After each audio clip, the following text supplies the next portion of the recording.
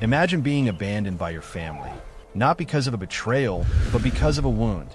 A wound so deep, so painful, that it makes you an outcast. This isn't a fictional story. It's the real, raw struggle of a magnificent creature fighting for its life on the African savanna. On the vast savanna, an adult male gorilla named Koko, once the proud leader of his troop, is now a mere shadow of himself. Solitude envelopes him like a heavy shroud. Koko is no longer warmed by the presence of his kin, no longer hears the familiar calls of his companions. His once majestic posture has been replaced by weakness and despair.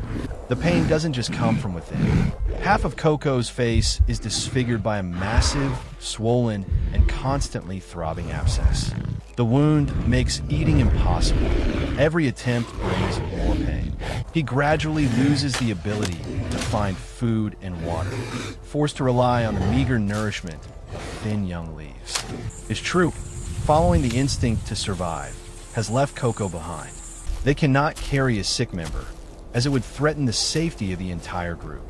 The physical pain is only a small part compared to the emotional suffering. As the familiar sounds of the troop fade into silence, Koko faces a haunting stillness. The rustling of dry branches, the chirping of birds, and even the buzzing of insects all feel out of place. The isolation becomes an invisible burden, crushing his already broken heart. He loses his connection to the community, his sense of belonging. Koko becomes an outcast in his own kingdom, a solitary wanderer in familiar territory. Each day is a prolonged battle. The pressure of hunger, the torture of the wound, and the surrounding loneliness push Koko to the brink of collapse. This pain becomes an invisible barrier, preventing him from seeking help and rejoining his group. He lies slumped in a thicket, his body exhausted, his breath faint. His eyes become empty and lifeless, as if he has accepted his cruel fate. But even in the most desperate moments, there is always a glimmer of unexpected hope. Everything only truly changes when an unlikely savior appears. What if a moment of pure, raw pain is the very thing that saves you? In the heart of the savannah, a small black hornbill appeared, not as a predator, but as a messenger of mercy. For several days, Koko lay motionless. His body was exhausted. He had almost given up all hope. The abscess on Koko's face grew more swollen and hard, becoming a ticking time bomb that could burst at any moment. A foul odor emanated from it, attracting swarms of flies.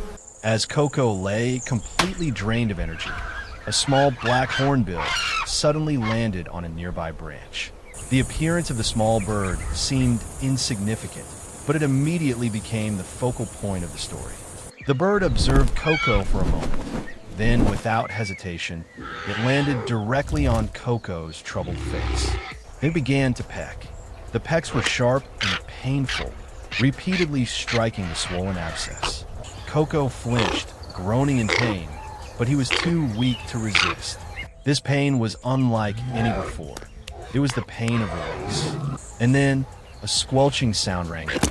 The abscess burst, and thick, pus-filled fluid gushed out. The foul smell became more pungent than ever, but it was accompanied by an unexpected sense of relief. The tightness in his chest was gone, and Koko could breathe more easily.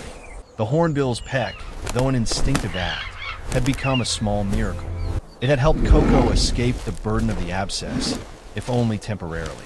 The bird's action was not an act of compassion in the human sense, but a miraculous coincidence of nature.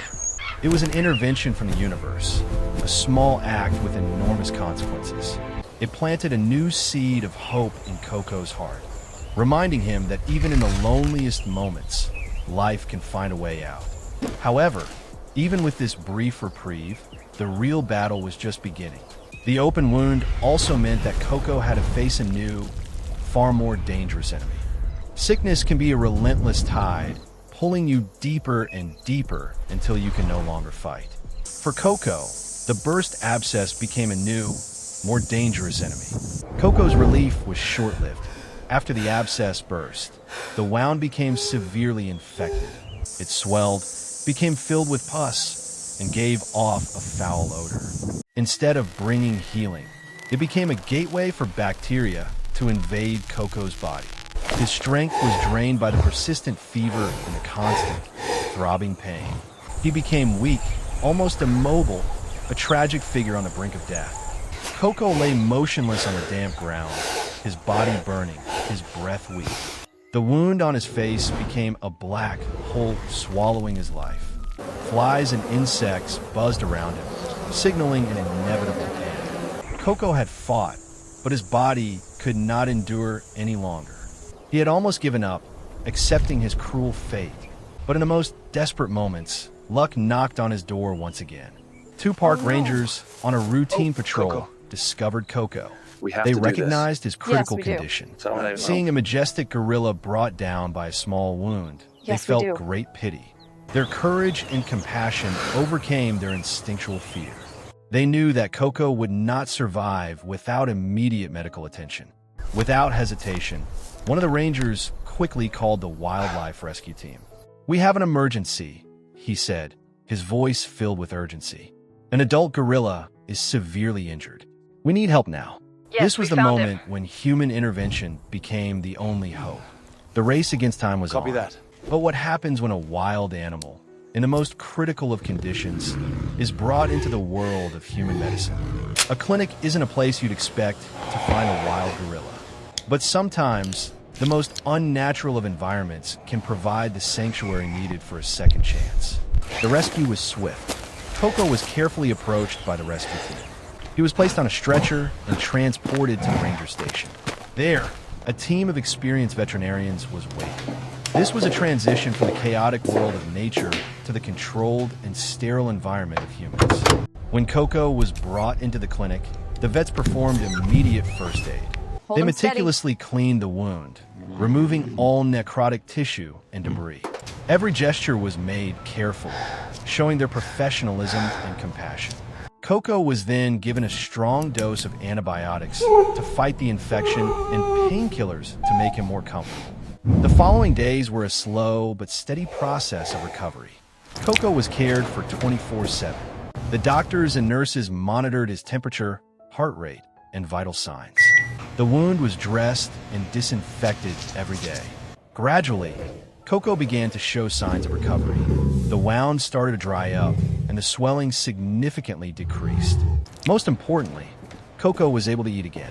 He began to accept the carefully prepared meals, providing his body with the necessary energy to fight off the illness. The persistence We did it, and Coco. dedication of It's the medical a team successful yielded recovery. incredible results. Within a week, Coco was able to stand and move slowly. His strength gradually returned. The image of a powerful gorilla being cared for by gentle human hands was deeply moving. It proved that even in completely different worlds, compassion can be a bridge. The physical wound had healed, but what about the invisible scars? The final part of Coco's story proves that true recovery only comes when he is returned home. The final chapter of this story isn't about survival, it's about belonging. What does it mean to be truly healed? It means being able to return to where you were always meant to be. After a month of dedicated treatment and care, Coco had fully recovered. The abscess was gone, leaving only a small scar as a testament to his life or death battle. The vets determined that Coco was healthy enough to return to the wild. The day Coco was released was a moment of triumph. Being returned to the savannah, Coco walked with a renewed dignity. He was no longer the weak gorilla he once was. Strength had returned to every step, and his eyes had regained their pride. Coco breathed the fresh savanna air, listening to the familiar sounds. He began searching for his troop, not with despair, but with a desire for reunion. And then he found them. His troop was gathered near a stream. The familiar calls rang out, and Coco responded. At first, the other gorillas seemed hesitant, but then they recognized him. The lost son had returned. They welcomed Coco not with pity, but with respect. The leader had come back. They embraced him, comforted him, as if the separation had never happened. This moment was not just a physical return. It was a spiritual reunion, the final affirmation of his place in the world. Coco's story is a powerful reminder that even when we feel abandoned, help can come from the most unlikely places. Pain can lead to salvation, and vulnerability can become a bridge to help. Community is paramount, and a single act of kindness can change a life. Do you have a personal story that proves this point? Share your thoughts in the comments below, and don't forget to subscribe to our channel for more stories of resilience, hope, and connection.